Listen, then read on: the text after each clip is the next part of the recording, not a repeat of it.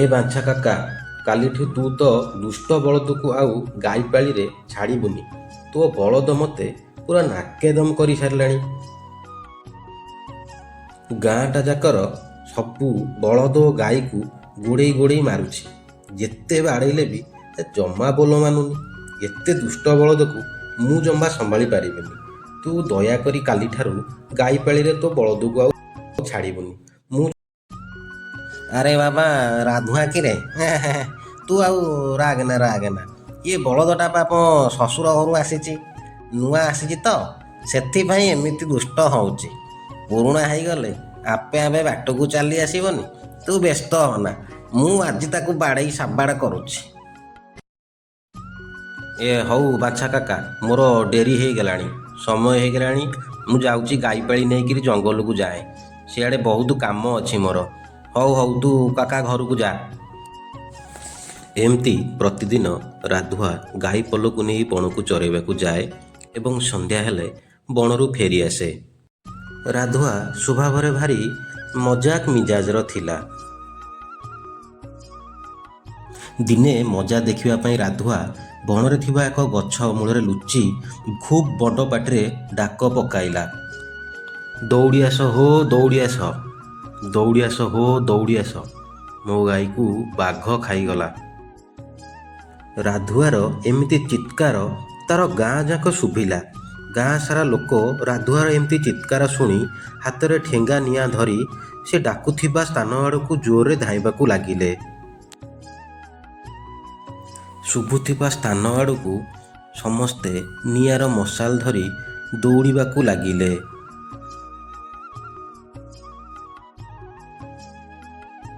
ବଞ୍ଚାଅ, ବଞ୍ଚାଅ, ବାଘ ମୋ ଗାଈକି ଖାଇଗଲା, ବଞ୍ଚାଅ। ଗାଁ ଲୋକ ଆସି ଦେଖିଲା ବେଳକୁ ରାଧୁଆ ଏକାଟିଆ ଛିଡ଼ାଇ ହସୁଛି। ସେଠାରେ ବାଘ କି ଫାଗ କେହି ନାହାନ୍ତି। କିରେ ରାଧୁଆ, ତୁ ତ ଭାରି ଜୋରରେ ଡାକୁଥିଲୁ, ବାଘ ଖାଇଗଲା, ବାଘ ଖାଇଗଲା। ଏଠାରେ ତ କାହିଁ କିଛି ବାଘକୁ ଆମେ ଦେଖିବାକୁ ପାଉନୁ। ଏତେ ମିଛୁଆ, ହେଇରେ ରାଧୁଆ, ଏତେ ମିଛୁଆ ତୁ ଧରିଲୁଣି। ଏହା କହି ଗ୍ରାମର ସବୁ ଲୋକମାନେ ରାଧୁଆ ଉପରେ ଗାଳିଗୁଲଜ କଲେ ଏବଂ ବହୁତ ପାଟି କଲେ। ଶେଷରେ ଗାଁକୁ ଫେରିଗଲେ। ଆଉ ଏକ ଦିନକର କଥା। ସବୁଦିନ ଭଳି ରାଧୁଆ ସେଦିନ ବି ଜଙ୍ଗଲକୁ ଗାଈ ସବୁ ଚରେଇବାକୁ ନେଇଥିଲା। କିନ୍ତୁ ସେଦିନ ସତକୁ ସତ ଏକ ମହାବଳ ବାଘ ତା ଗାଈପଲ ଆଡ଼କୁ ମାଡ଼ି ଆସିଲା। ଏହା ରାଧୁଆ ଦେଖି ଥରିବାକୁ ଲାଗିଲା। ବାଘକୁ ଏତେ ପାଖରେ ଦେଖି ଭୟରେ ତା ଦେହ ହାତ କମ୍ପିଲା ଓ ତା ତଣ୍ଟି ଶୁଖିଯିବାକୁ ବସିଲା। ବାଘଟିର ଆଖି ଯେମିତି ଗାଈପଲଙ୍କ ଉପରେ ପଡ଼ିଛି, ସାଙ୍ଗେ ସାଙ୍ଗେ ଝାମ୍ପ ମାରି ଗାଈପଲ ଆଡ଼କୁ ଆକ୍ରମଣ କଲା। କେତେ ଗାଈକୁ କାମୁଡ଼ି ଖଣ୍ଡିଆ ଖାବରା କରି ପକାଇ ପୁଳେ ଲେଖାଏଁ ମାଂସ ଖାଇଗଲା।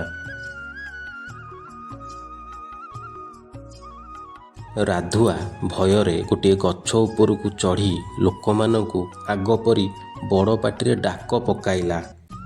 ଭାଇମାନେ, କିଏ କୁଆଡ଼େ ଅଛ, ଦୌଡ଼ି ଆସ, ମୋ ଗାଈକୁ ବାଘ ଖାଇଗଲା, ମୋତେ ବି ବାଘ ଖାଇଯିବ, ଦୌଡ଼ି ଆସ ଭାଇମାନେ।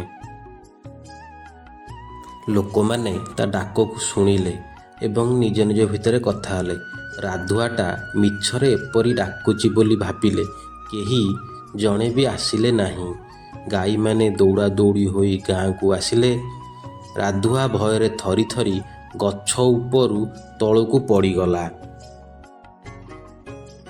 ଯେମିତି ରାଧୁଆ ଥରି ଥରି ଗଛରୁ ତଳକୁ ଖସି ପଡ଼ିଛି, ବାଘ ଆଉ କାଳ ବିଳମ୍ବ ନକରି ତା ଉପରକୁ ଝାମ୍ପ ମାରିଦେଲା।